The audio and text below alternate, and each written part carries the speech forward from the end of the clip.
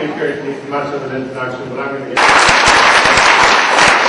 This bookstore in particular is particularly wonderful. It's called Birch Bark Books, and it's owned by the great Native American writer Louise Erdrich. So I hope not only you get a book to support them, but that you go on over to Birch Bark Books. And I'm very excited that you'll be speaking at the conference this weekend. I just came from the big Independent Booksellers Association, ABA, meeting in Los Angeles. The good news is there are thousands of bookstores, independent bookstores in this country, and while they have been declining recently, the numbers are starting to go up. And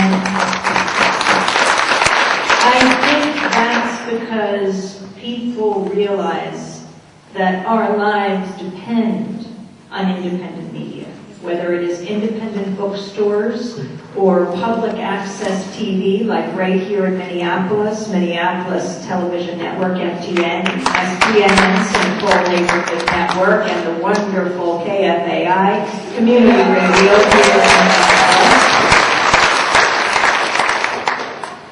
And satellite television, Free Speech TV, which is going to broadcast this whole conference starting tomorrow. Tell your friends who can't make the weekend conference. Yes, they can. All they have to do is tune into channel 9415 of Dish Network. It is so important that we protect the independent media landscape that includes the bookstores, public access, community radio, public television, independent satellite networks like Free Speech TV and Link TV. These are sanctuaries of dissent. And dissent is what is going to save us.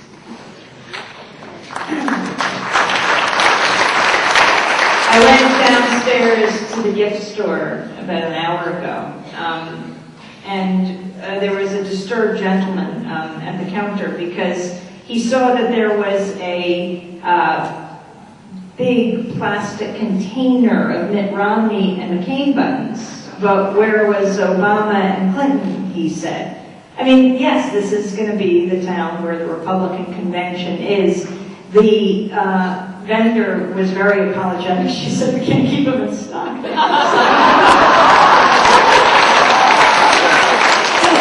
And she looked a little closer. She said, but you can get these for cheap. They're 75% off. We can't get rid of them. I don't know if this means anything. This is where the Republican convention is going to be, after all.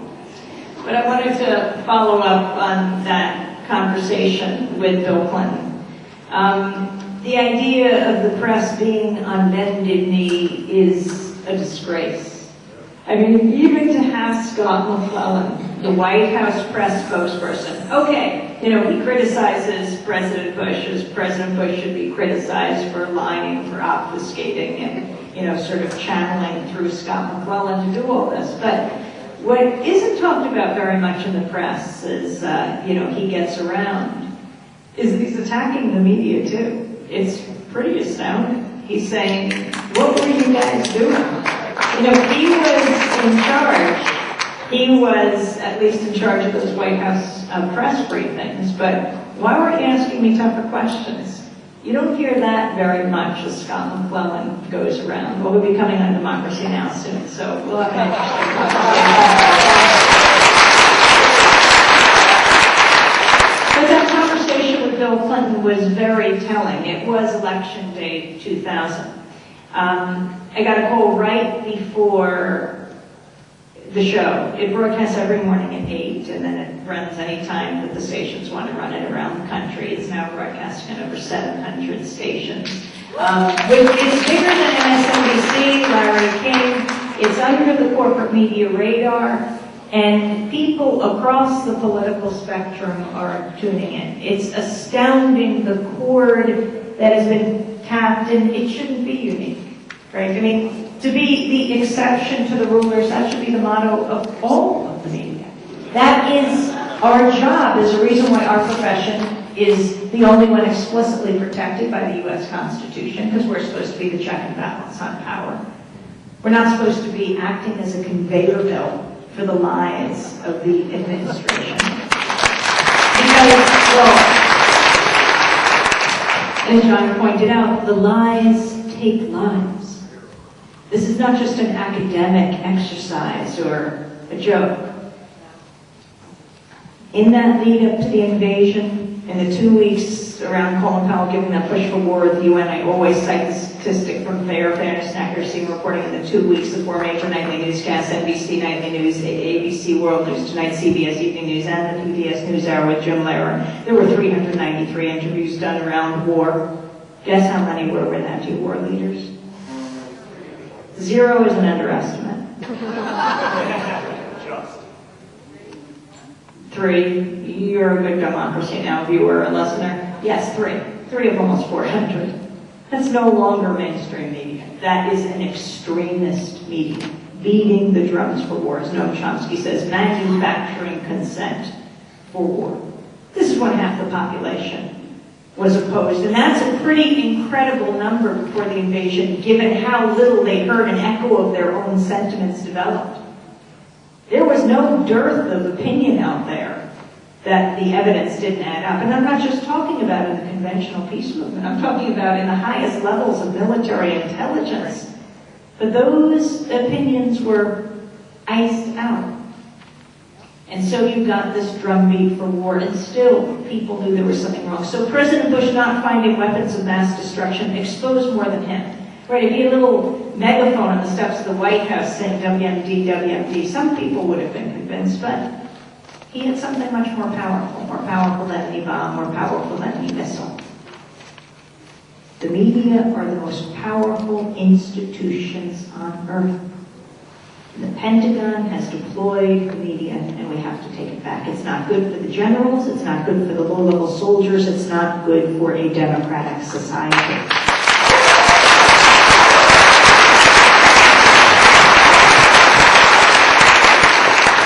And it's not just the Bush administration. And so when people talk about November being, well, possibly a major turning point, let's look at what happened in the lead up to the invasion. The Republicans couldn't have done it without their Democratic friends, right, in Congress. They couldn't have done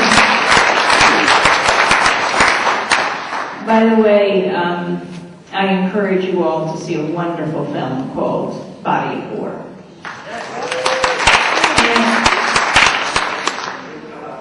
Oh my gosh. Okay, well then let me give a plug for it. Phil Donahue's going to be here. It's his and Ellen Spiro's film. It's so important.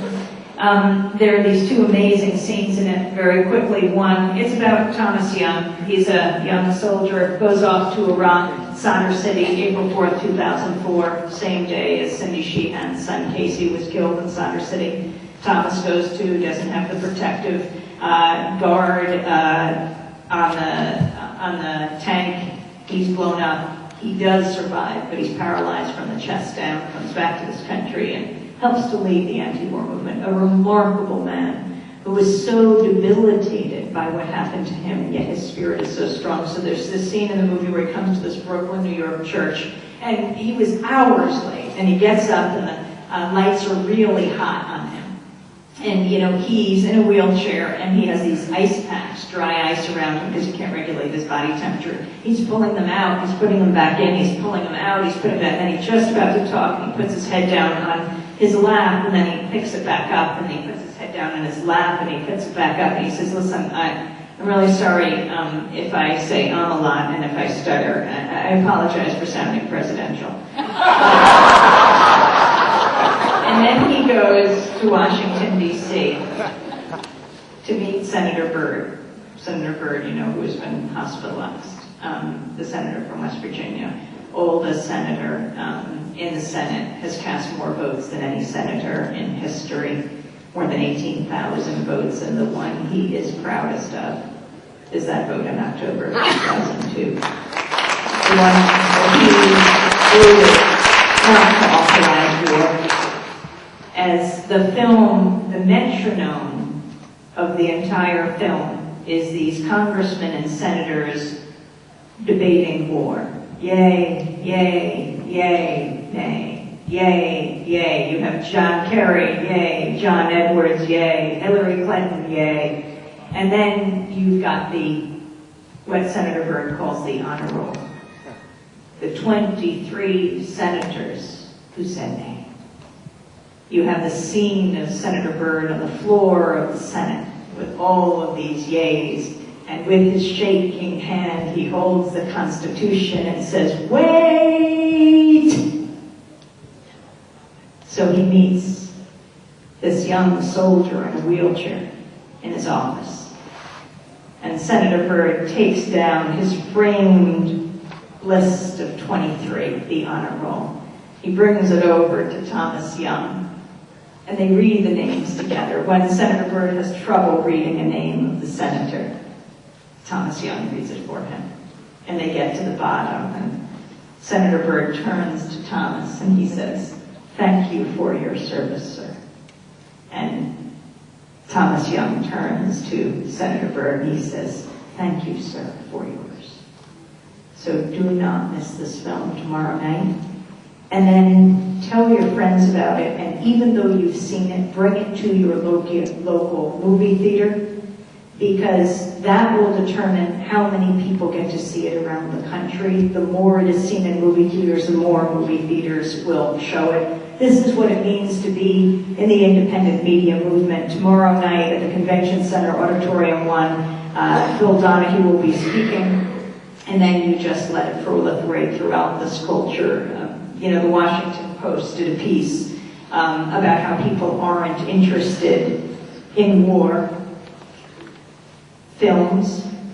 We got to prove them wrong. As long as that war is going on, we have a responsibility to see these films.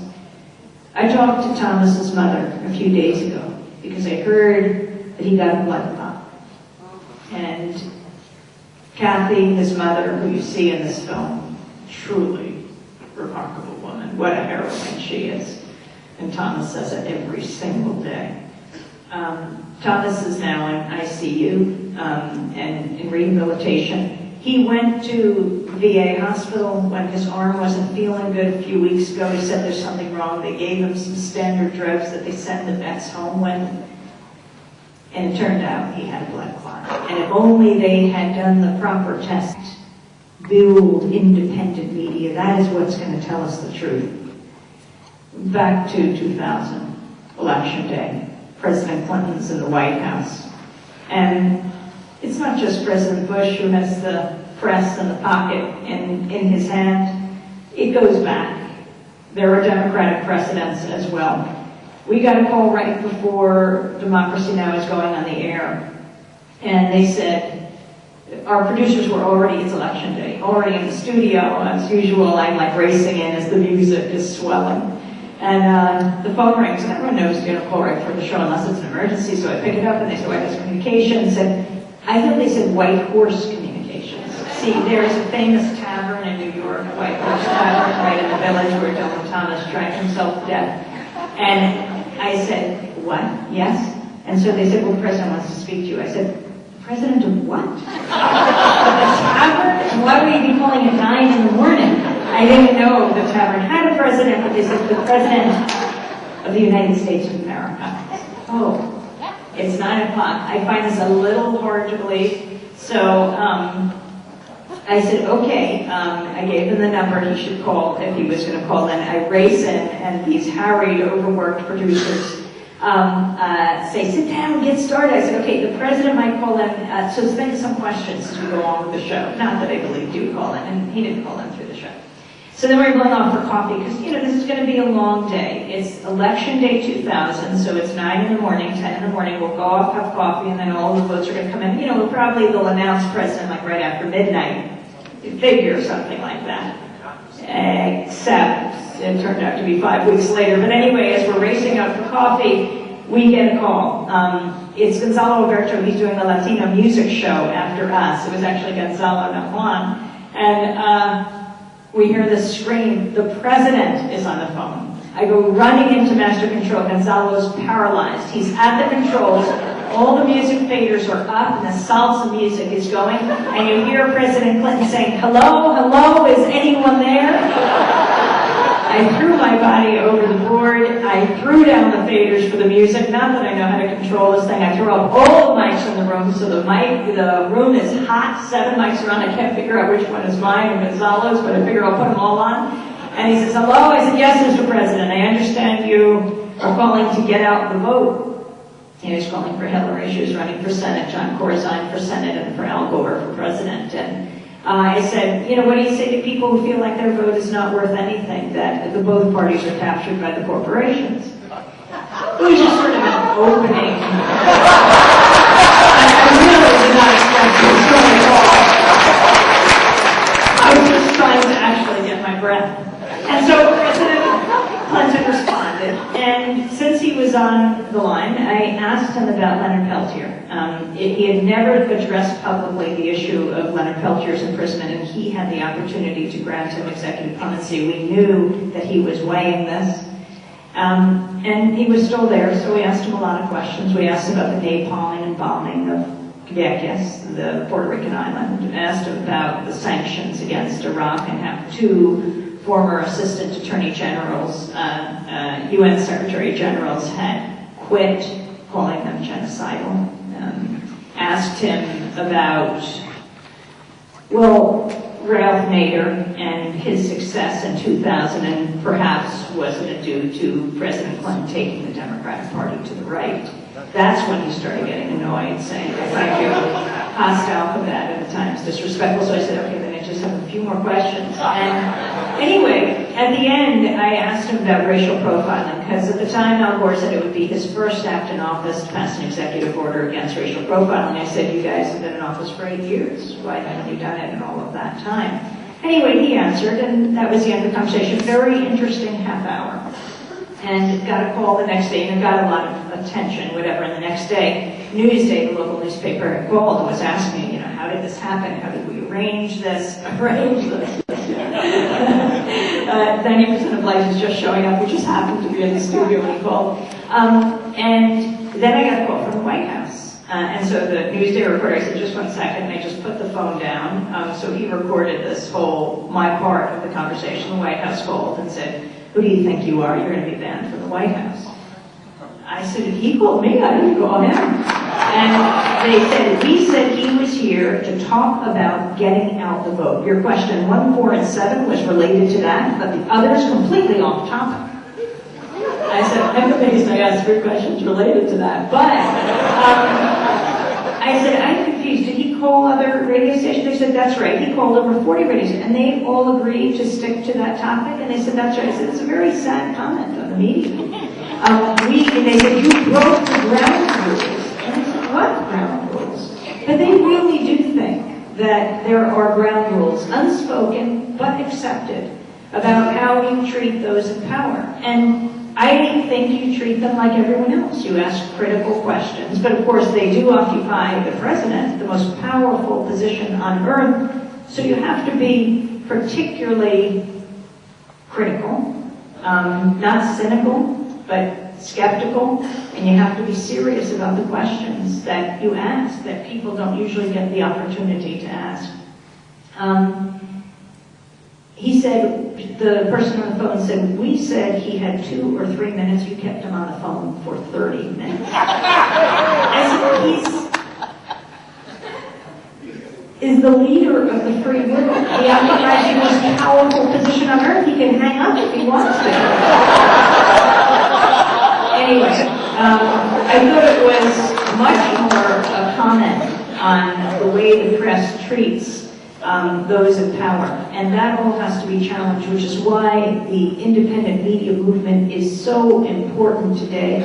I mean, the violation of our roles as journalists that has occurred. I mean, the embedding process goes beyond reporters embedded in the front lines of troops. It's about being embedded in the establishment in Washington, what is John Perkins called the corporatocracy. We have got to separate ourselves. It's not easy. We're not there to win a popularity contest. We're not supposed to be taking the perks of those in power. We're supposed to be challenging them. And that is why it's so important that you're gathered here. It's not surprising that the major discussion in media is not about electoral reform. Although people all over the country, this is your moment.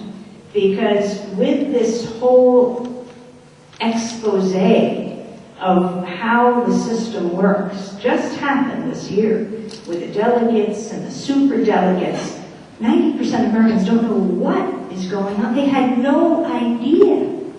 So this is your moment. Because people really do care. They really did think that if they cast their vote, it counted as one vote, one person. And now we're going to move from the primary, where the issue was the superdelegates, to the major electoral season, where the ultimate issue is the electoral college. And people are going to say, what?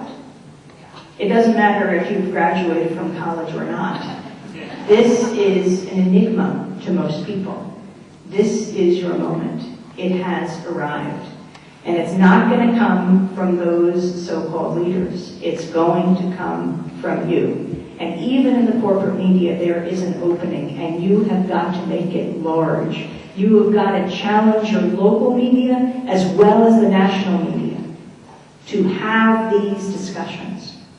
Remember, even though they are private corporations, like General Electric, which owns NBC, one of the major weapons manufacturers in the world, owns a TV network, CBS owned by Viacom, ABC owned by Disney. Even though you have these private corporations, they are simply leasing your property, public property, and they have an obligation.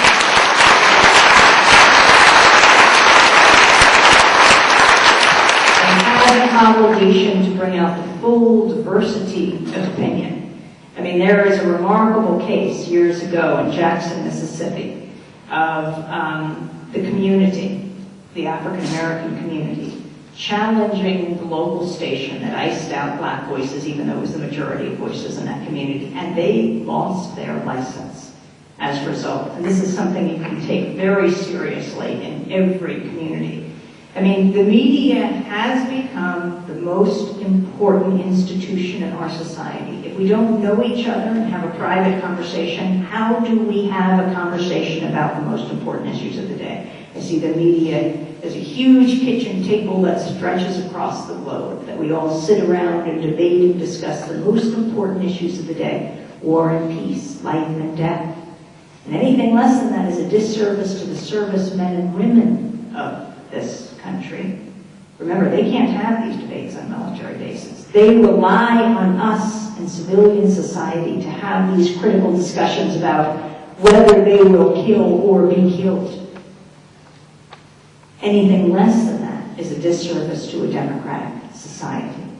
So to move from electoral reform, challenge to the system of voting, to media reform this weekend is so important. It's such a natural segue. And I'm so excited, particularly about young people. Every time this primary continued, the primaries continued, there was something very important about it. More and more people were registering. And if it stopped early, you would have had way fewer people registering to vote. So now there is this whole generation, older people and young people, who are doing that right now, and who have registered. And it's an amazing moment when you think about who these young people are and what they can do and the lessons they have to teach us.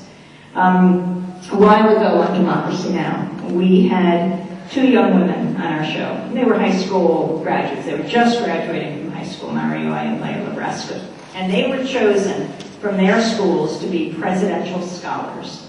There are 141 of them. Maybe you were one in your high school. 141 are invited to the White House to meet the president because they've done so well in school. And Mari and Leo. Mari is from Wellesley, Massachusetts, went to public high school there, and Leila Nebraska was from Long Island, and they were two of them. So they go to Washington. This is really, really huge, and they're going to meet the president in the Rose Garden. And Mari's thinking, wow, not many people get to do this. I better do something about this. And she gathers together some of the presidential scholars, the other high school seniors, and she says, we've got to write the president a letter. And they stay up all night, and they write this letter, and a third of them sign it. Then Leah copies it over very quickly. She's afraid, well, what happens if they take Mari's letter away from her? She doesn't know how the Secret Service works or something, so they have a second one spare. And she put it up her sleeve. Beware of kids. What's up their sleeves? Mari, by the way, I do a weekly column. You can ask your local newspaper to run it, and it's very exciting. John's newspaper, Madison, I think, was the first to pick it up. But it's a way to get into the corporate media and to have road signs that direct people to this remarkable universe of independent voices, the whole world, that so many people across the political spectrum are hungry for right now, right? It wasn't just Bush who disillusioned people when he said there were weapons of mass destruction. What was a bigger disillusionment, I think, to the rest of this country was that the media kept repeating it. And people are asking, how did the media get it so wrong? And so they are looking other places. That's why this is the moment for independent media in this country. So Mari Oy describes what happened that next day. They get through security, and she says, the president walked in and gave us a short speech, saying as we went on in our careers, it was important to treat others as we would like to be treated. And he told us we would have to make choices we would be able to live with for the rest of our lives. And so I said to the president, several of us made a choice, and we would like you to have this, and handed him the letter. It was a letter Mari had handwritten.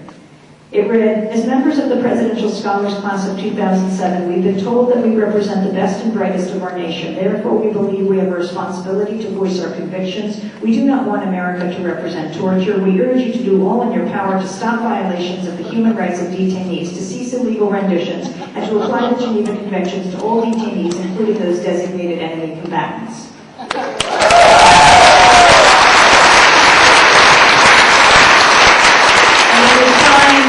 More than a third of the presidential scholars. She handed it to President Bush, the letter. She hadn't read it, she just handed it to him. And he said, oh, you know, how cute, would you like me to read this here? Mr. President, that is your choice. He started reading it quietly to himself, and he looked up and he said, America does not torture. And he looked down, kept reading, and looked up again, and says, America does not torture. And so Mari said, I told him, if you look specifically at what we said, we asked you to cease illegal renditions. Please remove your signing statement to the McCain anti-torture bill. In fact, after Bush signed the bill that outlawed the torture of detainees last year, he quietly issued a signing statement reserving the right to bypass the law, as he's done more than 1,100 times, issuing more signing statements than all U.S. presidents combined. Well, Mario knows something about detention, not high school detention, but detention of Guantanamo style. She is the granddaughter of 2 Japanese Americans who were interned in World War II. Part of that detention program. At the end of this session, when a Montana presidential scholar piped up when President Bush said, we don't torture, could we please represent something else to the world than torture? Then Leah, whose letter hadn't been confiscated since Mari's was given to the president, handed hers to the press, and the story was then told.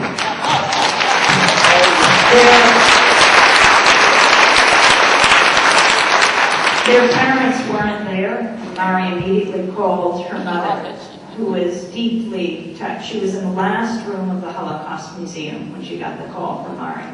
And she said she walked out into the sunlight and tears were streaming down her cheeks. Not that she looked different from anyone else coming out of the Holocaust Museum. But it really touched a chord for her mother, Willa Michener, because she had been a presidential scholar as well in 1968, the Vietnam War. She deferred to a teacher who Mari said stressed it was important to stay quiet when you're in the presence of the president, and she regretted it ever since. And here was her daughter 40 years later living out her dream. And Leah Anthony Labrescu, whose middle name Anthony was named for Susan B. Anthony, activist parents who raised her very well, said, we couldn't. She said, if I'm going to be in a room with the president, I've got to say something because silence betokens consent. And there's a lot going on I don't want to consent to. These young people are our future. These are the people who will be voting for the first time. And your work ensuring that that vote counts, and I hope many of them join your ranks, will change the world. I mean, we are seeing this year can be a turning point. You never know when that moment will come. You never know. But if you are part of building the foundation, when that magic moment happens, you can help determine the course of history. In Standing Up to the Madness, Ordinary Heroes in Extraordinary Times, we begin with Rosa Parks. And the reason we do that, I mean, everyone knows that story, and so why repeat it? Well, the corporate media even gets that story wrong. And it's so indicative of the way the media suppresses movements, the power of movements. And that is what's happening tonight and what is happening this weekend. That is perhaps the most egregious error of the press, because no one can do it alone. And if young people feel they have to they look at Martin Luther King and they think, but I could never be him, where did he come from?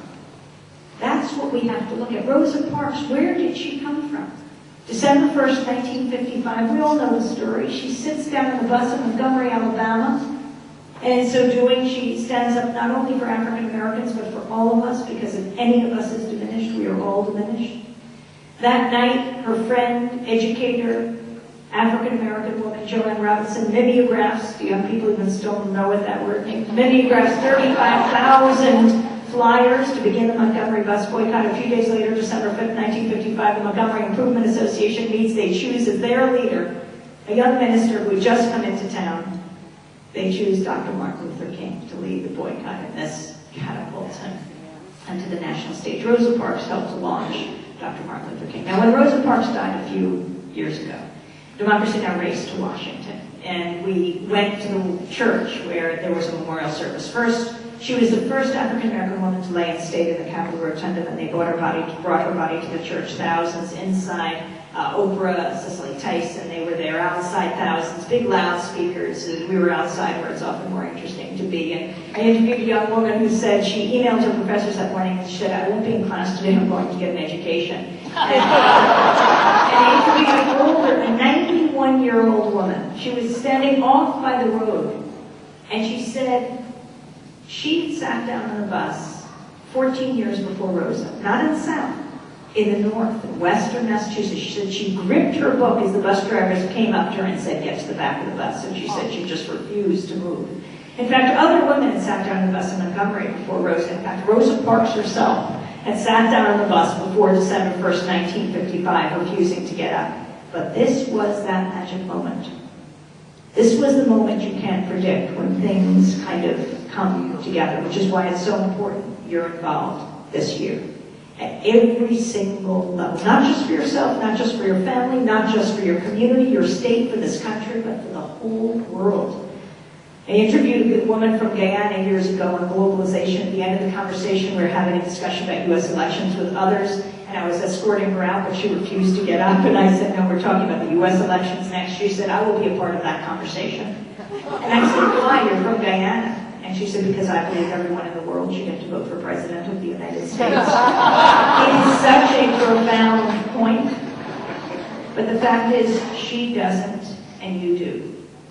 And whether or not you agree with everything the presidential candidate of your choice agrees with, what matters is you're involved at the local level, city council, state legislature, school board, and soon you'll find as you support your friends or you yourself run, and I have met so many people in this country who just decided they were sick and tired of being angry, and they were going to do it themselves and not lose the rage, but channel that rage.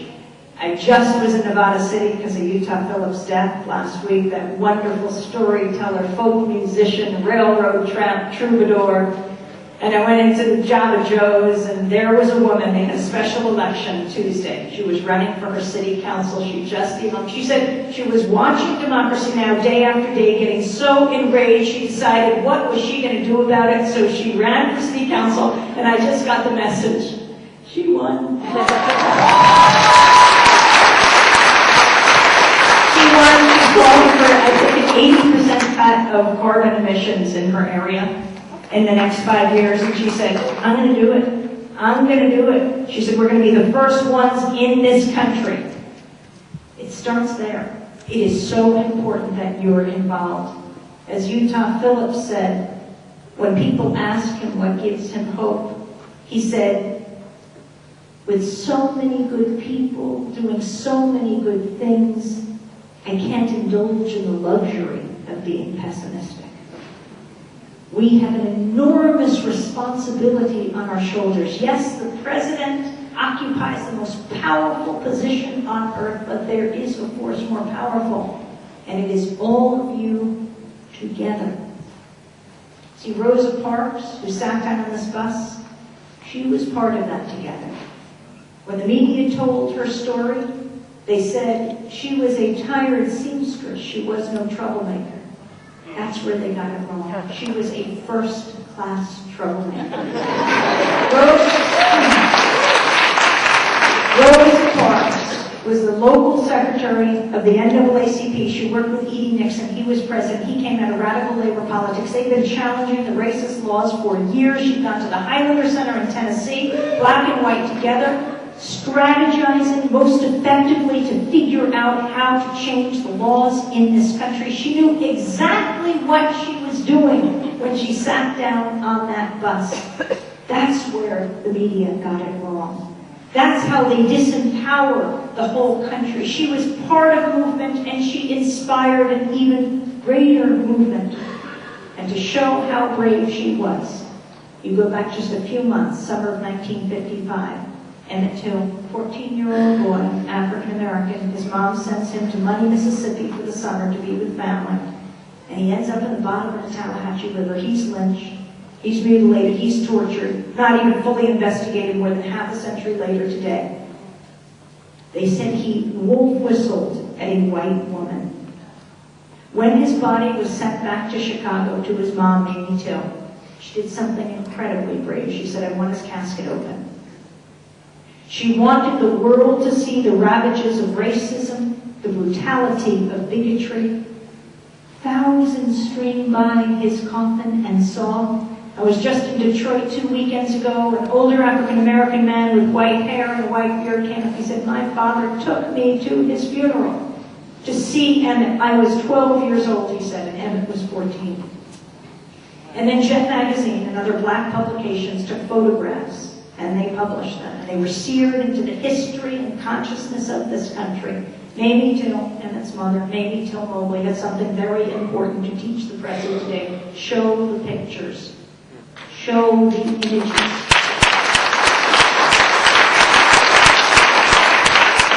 It's how we start our book. And we also start with a quote of Mahatma Gandhi. First they ignore you. Then they laugh at you. Then they fight you. Then you win.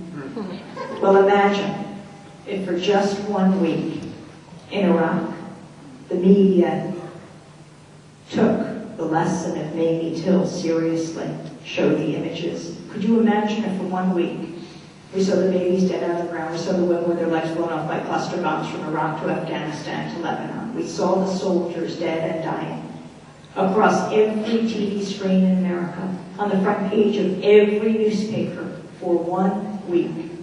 Americans are a compassionate people. They would say no.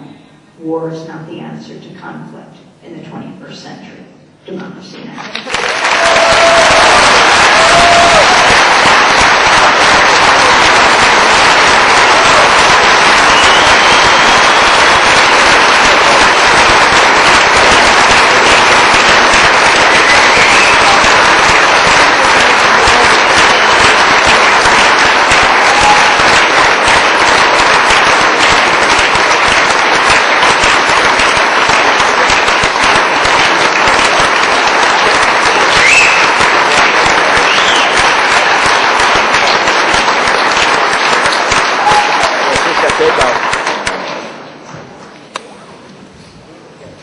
Remarkable. And Amy's going to be signing books. There's a KFI fundraiser. There's dinner. There's foodie. Here's quick details. Trocadero's nightclub. Lots of Minneapolis people who know the way. Also, a lot of you enjoyed this evening as sort of guests of the coalition of organizations that put it on. Fair Vote, Common Cause, Public Campaign, Liberty Tree, Fair Vote Minnesota. One favor to consider is their websites are all on your program. You go home and make a little donation tonight. Right? So thanks so much. Thanks so much for coming.